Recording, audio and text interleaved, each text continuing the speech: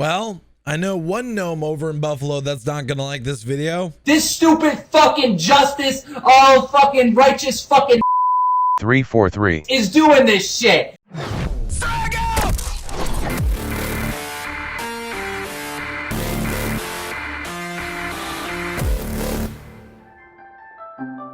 Hey everyone, GamerJlee here, and welcome back to another video. And today we are now finally done with the Halo Infinite flight. It is over and done with. It finished up earlier this week, and now we can take a step back, take a look at what the flight had to offer, and see where things can be improved upon or changed. We can discuss where improvements need to be made and where they don't need to be made. We can decide if something was a little overpowered or needs to be more balanced, because there was a lot of things in this flight that I personally enjoyed, and I'll be doing a ton of different topic driven videos over the course of these next couple weeks, so feel free to hit that subscribe button and ring that bell, because there's going to be a lot of content coming your way. Even though there was a lot of good that came from this Halo Infinite flight, there were two changes that were kind of splitting the community in some way, and that was the fact that there is no longer friendly fire or collision between teammates. Yes, that is it. There is no longer any way to kill or betray your teammates in regular matchmaking, socials, and collision is also turned off. More on this in a bit. So when me and my friends actually figured out that you can't team kill, we did a little bit of experimentation. No, you cannot shoot someone with the sniper rifle. No, you cannot backsmack a teammate. No, you cannot blow them up with a rocket launcher or a frag grenade. There is still momentum off of explosions, but you really gotta be near an edge to really take advantage of that. You lift your game, GamerJlee. What are you doing? Shut the fuck up. I can't team kill you. I can't team kill you. Can I do this? Yes! Actually, I can't. Come here, you.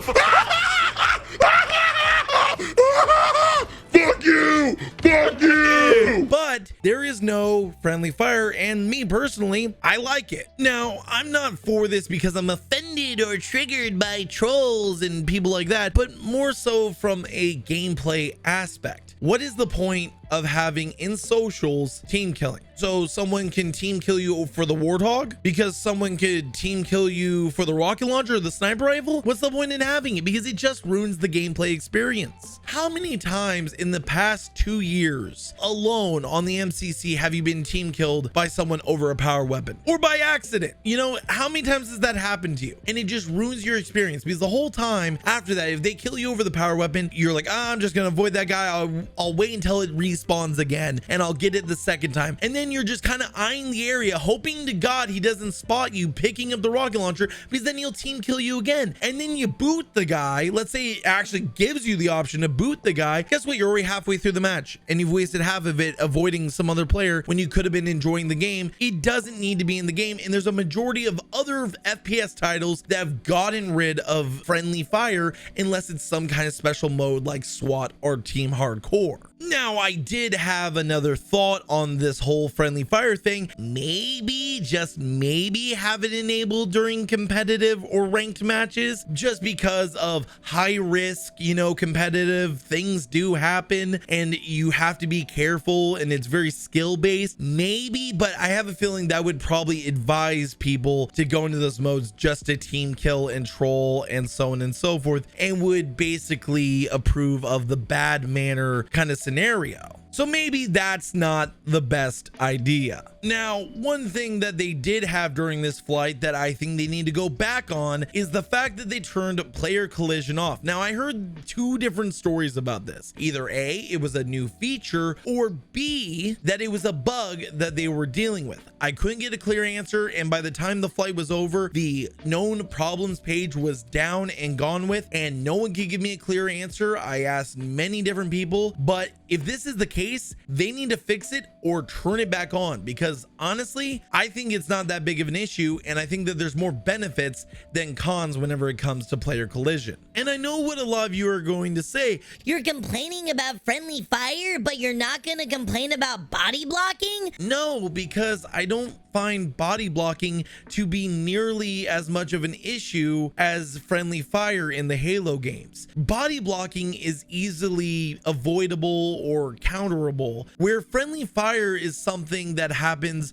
on an almost daily basis, whether on purpose or accidentally. I know that it's frustrating when someone blocks you into a corner, but usually you can get out of it with little to no issue. Or if you're strafing and shooting an enemy and your buddy accidentally bumps into you, yeah, it sucks, but it's not as big of an issue as I would think friendly fire is, especially gameplay wise. But the pros to having player collision is kind of outweighing the cons, especially when you think about all the aspects of how players use player collision, and being able to stack on top of one another or do interesting maneuvers with the player collision is kind of a benefit to the actual gameplay and movement aspect of Halo. Another thing I noticed is that it seemed like player collision between players and enemies was kind of janky. And is that because it's kind of confused about who's on what team and how it's supposed to collide with one another? Is that the issue? I don't know, but I think that the best way to solve this and fix this issue with melees and so on and so forth is by turning player collision on. I think that there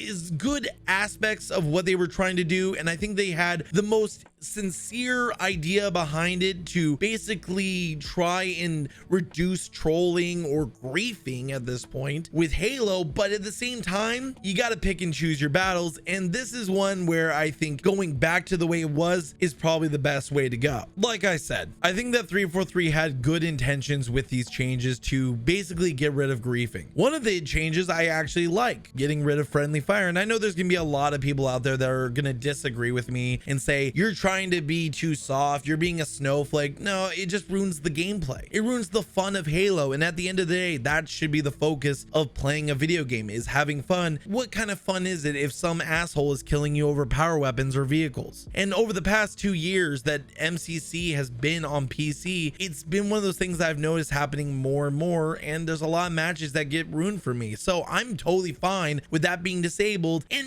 maybe brought back in competitive or ranked, but at the same time, I think that it would kind of get that mindset of I shouldn't be able to kill my teammates, so maybe just leave it off entirely. I would love to hear your guys' opinions. Even feel free to share your disagreements with me. I would love to hear all of it and see what you guys have to say. If you guys enjoyed this video, go ahead and hit that subscribe button as well as the notification bell. And as always, GamerJlee signing out.